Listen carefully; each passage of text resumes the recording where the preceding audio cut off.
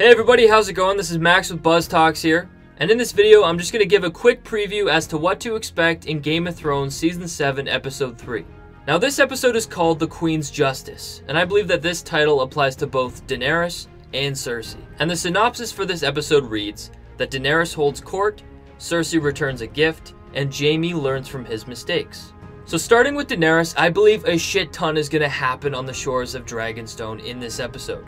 First of all, we're going to spend a lot of time outside in the atmosphere of Dragonstone, rather than being crammed in the throne room or the painted table room. And I think we're going to start by seeing Jon and Davos arrive at Dragonstone.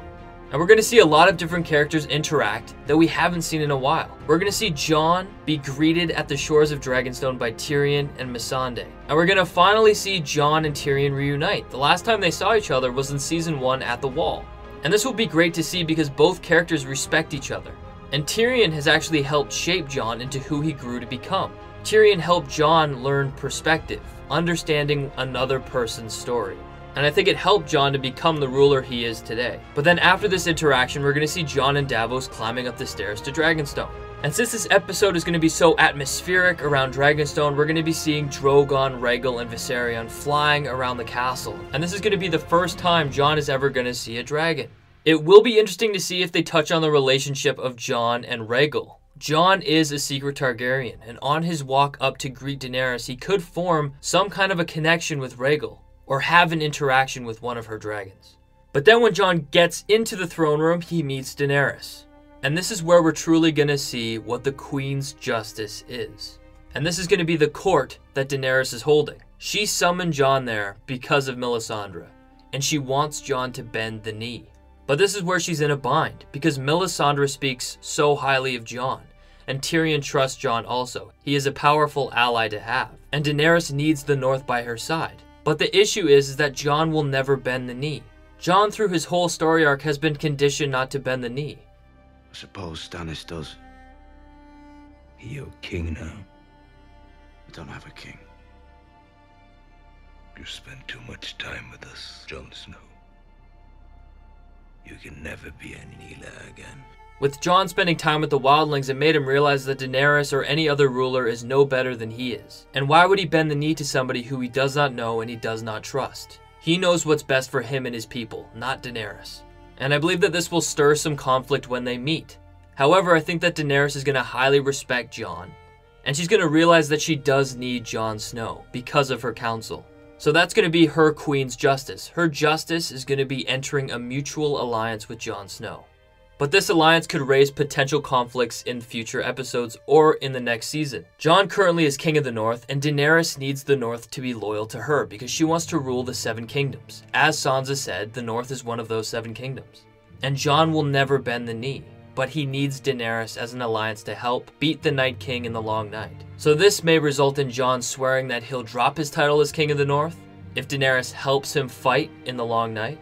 It could also mean that after Daenerys and Jon's fruitful alliance that she may drop him and take over Winterfell and put somebody else in power so she can control the North. But then we get another shot of Daenerys and she's looking out into the sea. But then we see her turn and look at somebody. And I believe that she is going to look around and see Jon Snow. I think that right here in this location we're going to see Jon Snow and Daenerys interact and have a character moment. And this is going to be good for us as a viewer because we've been waiting for Jon and Daenerys to come together. It's taken 7 seasons, and I believe that right here, while they're staring at the water, they're going to have a huge character developing moment, and they're just going to talk and learn about each other and understand each other. And I think that's an important moment to have. But moving on from Jon and Daenerys, I believe that even more people will arrive at Dragonstone. Theon was left floating in the ocean, and I think in this episode we're going to see him get saved by a bunch of Ironborn sailing by. I personally would love if they would have to bring him back to life, almost like he drowned and he came back to life. Almost rebirthing Theon to make him a true Ironborn. He has paid the Iron price. And to see him drown and come back would reflect that he's going to enter a new arc, a new story. And that is going to lead him into a leadership role. And I think we're going to see him arrive at Dragonstone. And I believe it's going to be this episode because I believe episode 4 is reserved for the battle for Highgarden. And this is going to create an interaction between Theon and Jon Snow. Theon is responsible for sacking and destroying Winterfell, and in doing so, he left Bran and Rickon to fend for themselves.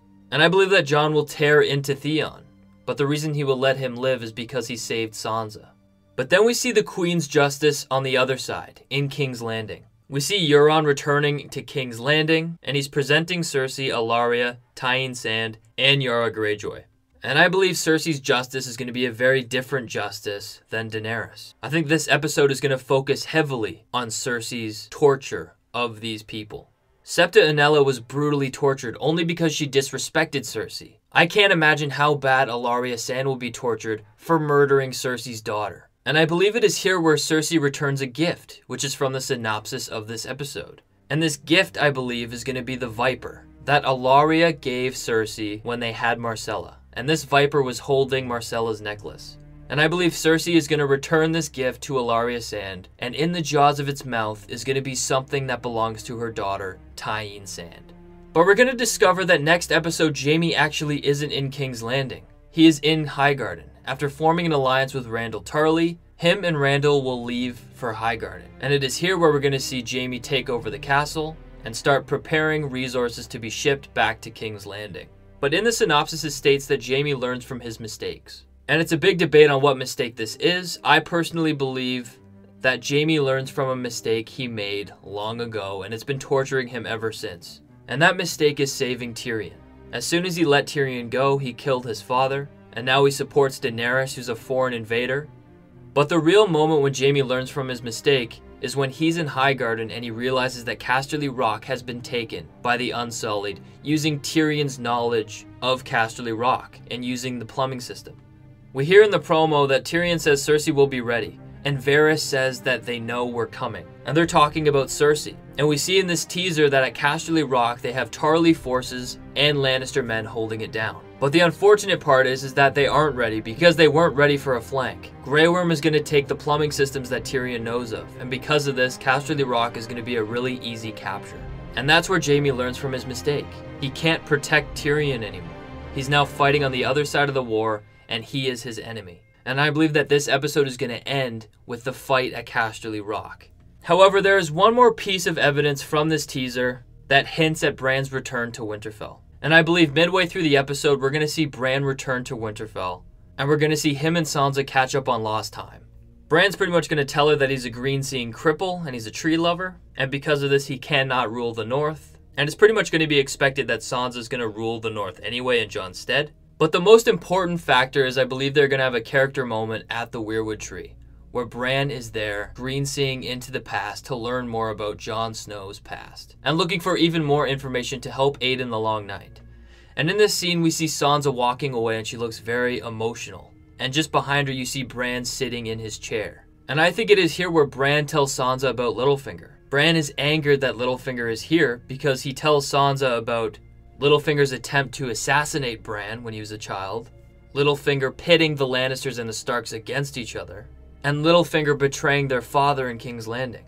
And this will leave Sansa extremely upset, and it will leave her in a position where she will really have to prove herself. She will have to outsmart Littlefinger and get the most out of Littlefinger while she's looking for evidence to sentence him to death for his crimes. But that is what I expect will happen in Game of Thrones Season 7, Episode 3. I think this episode is going to be absolutely kick-ass, and we're going to love every single scene that is in it. I'm going to be having a live stream so I can talk to all you guys at 8:30 p.m. Eastern Standard Time on Saturday. But until next time, I'll see you guys later.